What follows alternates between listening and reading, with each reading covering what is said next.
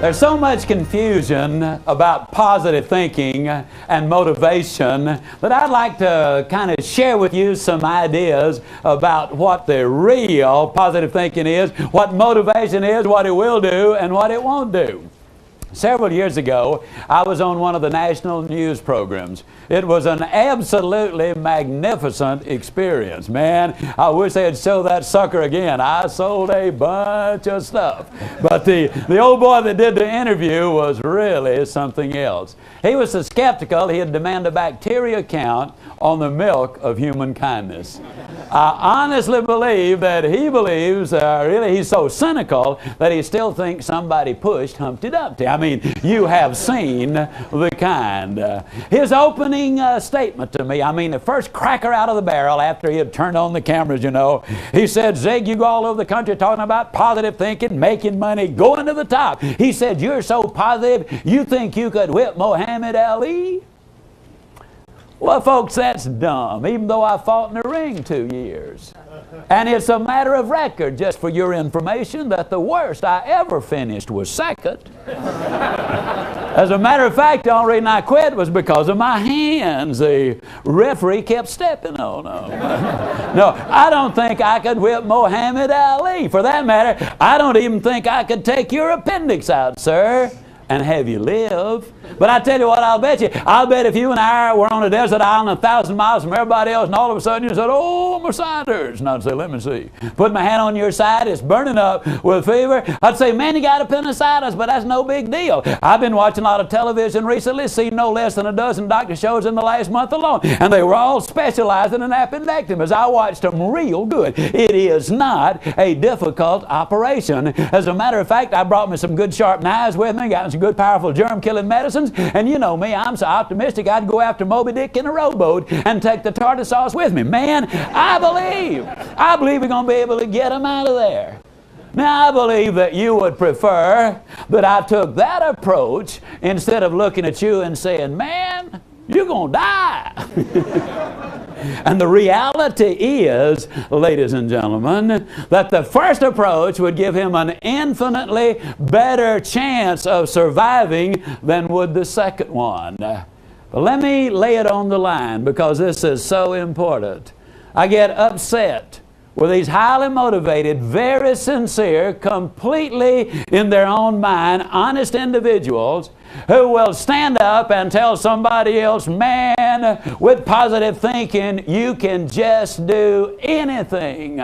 And ladies and gentlemen, that simply is not so. How many of you recognize the name Magic Johnson? Can I see your hands? Okay. Magic Johnson is a highly motivated, very enthusiastic, extraordinarily skillful basketball player. He is 6 feet 9 inches, 245 pounds of highly skilled athlete. He's a positive thinker. He's highly motivated. He's really turned on. But I'm here to tell you that despite all of his success as a basketball player, I'm completely convinced that Magic Johnson would be a total and complete failure as a jockey.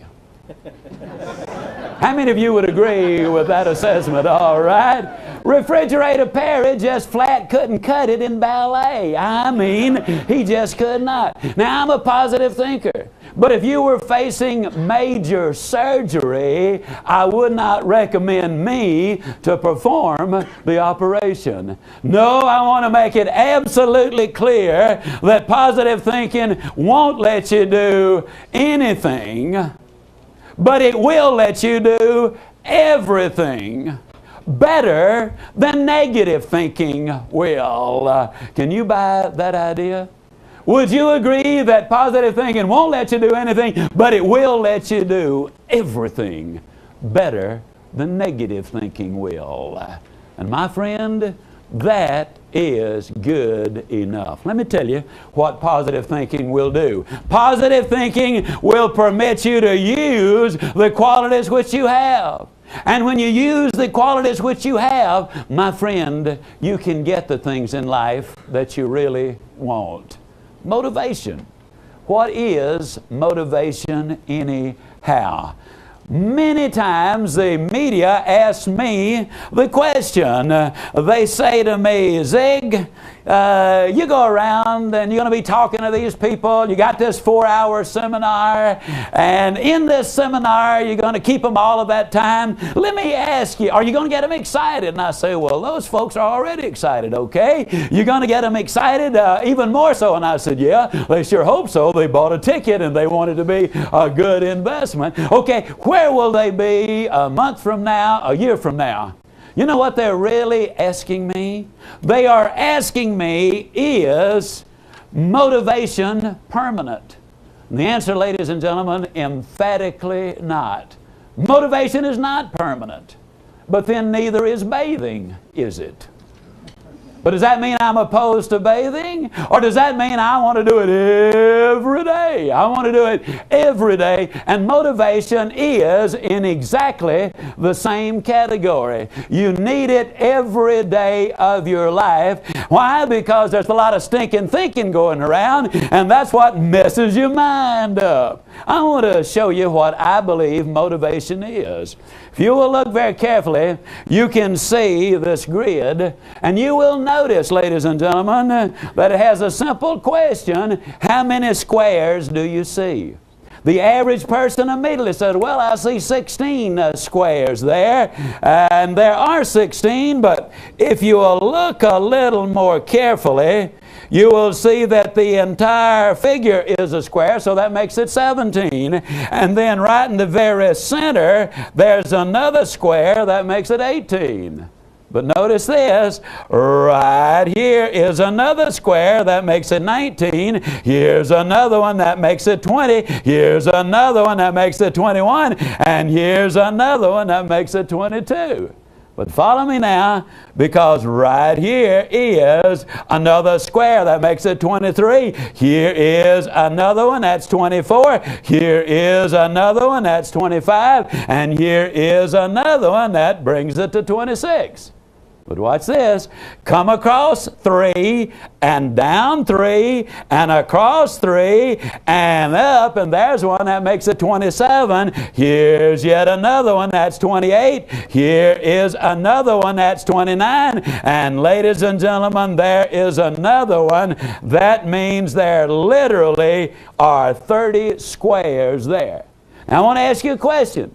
And I'm not trying to trick you with this, but I do tell folks I'm kind of like a cross-eyed discus thrower. I don't set any records, but man, I keep the crowd alert, okay?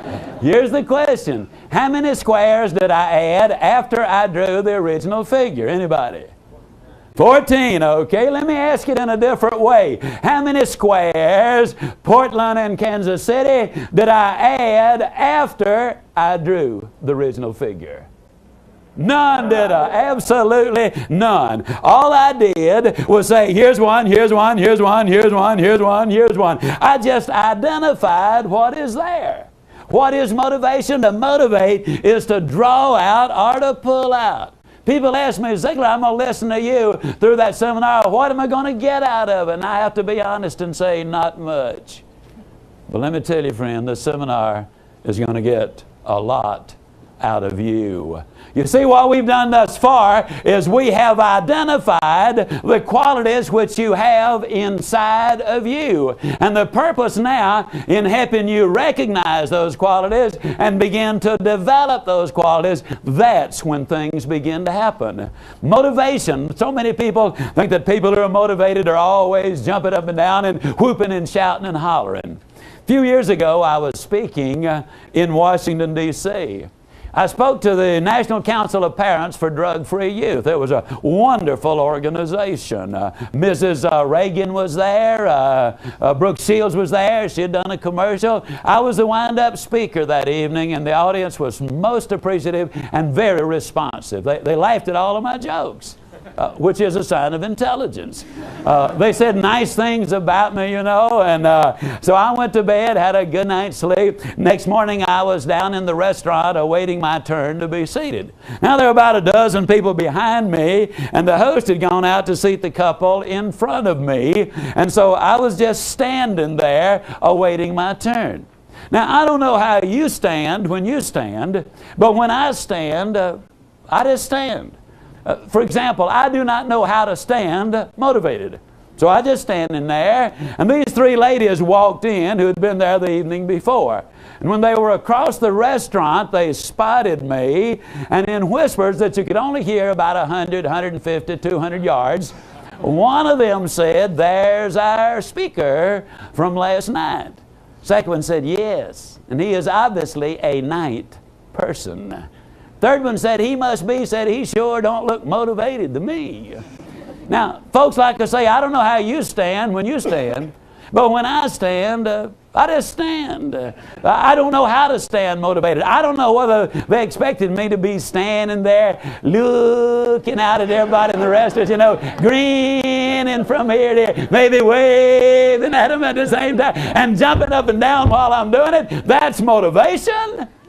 That's insanity. That's what it is. Some of the most motivated people on the face of this earth are quiet people. They're not tub thumpers like we'd say down home, but when you get around them, you can feel the intensity of their excitement in what they are doing. That's what I'm talking about. Now, what we need to do is to have some motivation that really works. I'm confident that everybody here has noticed that when I do my talking, I do a lot of walking. And when I'm doing a lot of walking, I'm also doing an awful lot of looking. And I've been amazed at the youthfulness of this crowd here in Salt Lake City. Bunch of kids really is what we've got gathered together here today.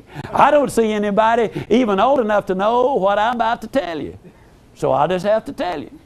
When you get to be a certain age, there are physical and chemical changes which take place in the human body. And as you know, there's an awful lot of pollution out in the air. And when the pollution in the air gets together with the physical and chemical changes in the body, what happens is it destroys the strength of the lenses in your glasses. Maybe some of you are younger than I thought you were, older than I thought you were. Well, that happened to me. So I went down to see my good buddy Bob Bud Barker, the friendly optometrist, and Bob examined me for my new glasses. He wrote the prescription. He said, "Zig, see me next Tuesday." Well, the following Tuesday, I walked in to see my buddy Bob. He put these new bifocals on me, you know, and he did a couple of adjustments. Said, "Well, how do they feel?" I said, "They feel great." He said, "They look good too. You're on your way." Well, I headed for the front door, and as I stepped out the front door, I did a couple of adjustments, you know, as we always do, and my car is parked about 25 feet away, and I headed for my car. Now, you talking about a high-stepping dude, old Zig was really picking him up and putting it down. Now, obviously, I did not realize that until I drew abreast of the car, and there my right leg was up about 4 feet, you know, and I saw the reflection in the window. And you know how you do when you've done something not overly bright. You think everybody in town not doing a thing in the world but looking at you. So I looked around right quick to see if I'd been caught in the act. Nobody was paying me the least bit of attention, but realizing how totally ridiculous I must have looked, I couldn't help it. I just hollered out loud. I got so tickled. And then I got excited. Because though I've been doing this for many, many years, that day, for the first time, I clearly understood the role that I play in America today. You see, ladies and gentlemen, the reality is I'm an optometrist. And what I do is I go all over this land fitting people with new glasses. And what I've done for you today, whether you're in Salt Lake or Portland or Kansas City, what I have done for you today is brought you a brand new pair of glasses. I got to tell you something about these glasses. First of all, they will fit you perfectly. Second, they are absolutely not rose-colored. I will repeat what I've said a number of times, and that simply is that life is tough. But when you're tough on yourself, life can be enormously rewarding to you. But you got to be before you can do, and you got to do before you can have. Life demands first, and then it rewards you lavishly. These glasses, the second thing I'll tell you about them, they won't improve your sight one iota. If you've got good sight now, you'll have good sight afterwards. If you don't have good sight now, you'll have no improvement in your sight. But let me tell you the most important things these glasses will do. They will dramatically improve your vision. Helen Keller was asked the question, what would be worse than being blind? Without any hesitation, Helen Keller said it would be infinitely worse to have eyes but no vision than the other way around. The prophet of old said, my people perish for lack of a vision. What these glasses will do is they will permit you to see things right in front of you that you have been overlooking all of your life. Forbes magazine did a study, or reported on a study. And in this they revealed that entrepreneurs invariably, in an incredibly high percentage of the cases, make their money after they have moved to a new location. Now wait a minute. Don't start packing your bag yet. What they discovered was this. Many of those people made their money when they moved from Salt Lake City to Portland. But others made their money when they moved from Portland to Salt Lake City. Some made their money when they moved from Kansas City to Chicago, but others made their money when they moved from Chicago to Kansas City. What they discovered was very simple. The location really is not the point. Opportunity, ladies and gentlemen, is where you are. Calvin Hunt, good friend of mine down in Victoria, Texas. Calvin is in the life insurance business. In 1982, you know, in the insurance industry, they had a recession. As most of you know, the media has accurately predicted 28 of the last 2 recessions. Well, Calvin Hunt said to me, Zig, in the insurance business today, when we have a recession, our business drops about 10%. I mean, it goes down that much. But 50% of all of the agents either quit or quit trying. Now he said, Zig, if you got 90% as much business and 50% as much competition, then doesn't it figure that your business ought to at least double? And I said, Calvin, that's the way I see it. He said, that's the way I see it too. That's exactly what happened.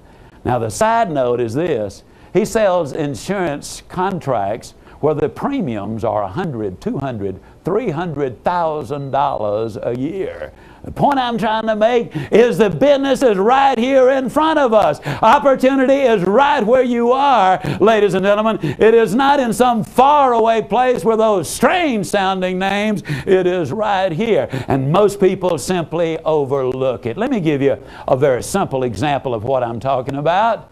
If you wear a wristwatch, whether you are in Portland or Salt Lake or Kansas City or wherever you are, if you wear a wristwatch, would you just hold up your hands, please?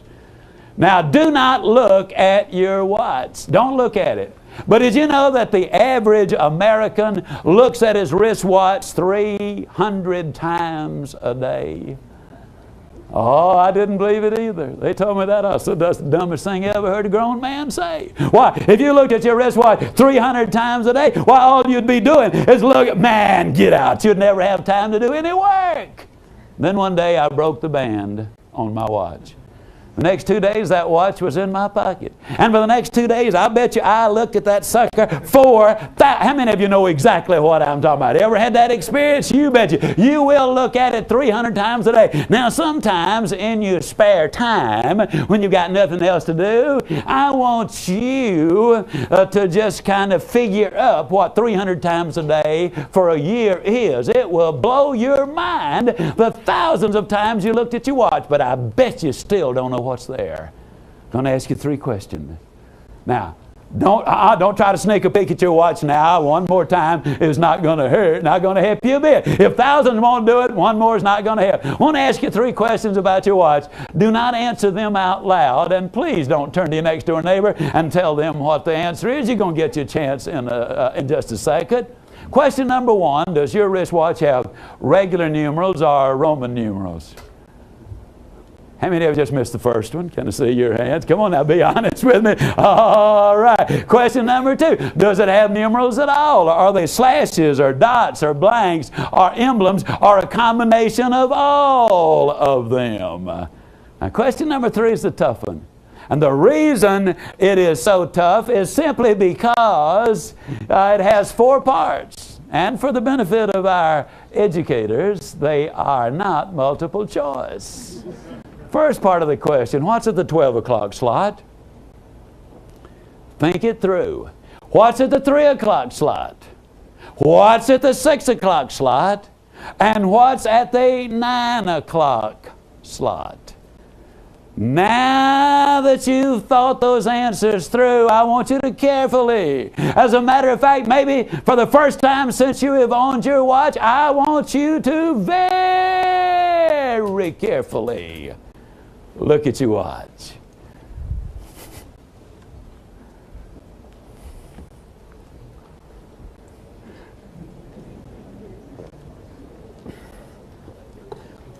Now, I can't always interpret murmurs and giggles and all those kind of good things. And I certainly couldn't hear it from Portland and Salt Lake City. I mean, from Portland and Kansas City. But for those of you who are right here, how many of you missed at least one of the questions? Can I see your hand? Boy, about everybody's got their hand up. Now, how many of you remember just a few seconds ago when I said, now I want you to carefully, as a matter of fact, maybe for the first time since you've owned your watch, I want you to very carefully look at your watch. How many of you remember me saying that a few seconds ago? Okay, what time is it? Truth is, ladies and gentlemen, we have eyes to see but see not. We have ears to hear, but hear not. We have hands to feel, and we feel not. We've got everything there in front of us, opportunity galore, and if we cannot even identify what's on our watch, doesn't it make sense that we need to open our eyes, adjust these magnificent new glasses you're being fitted with, and look around you and see what is there? Yes, this pair of glasses will let you see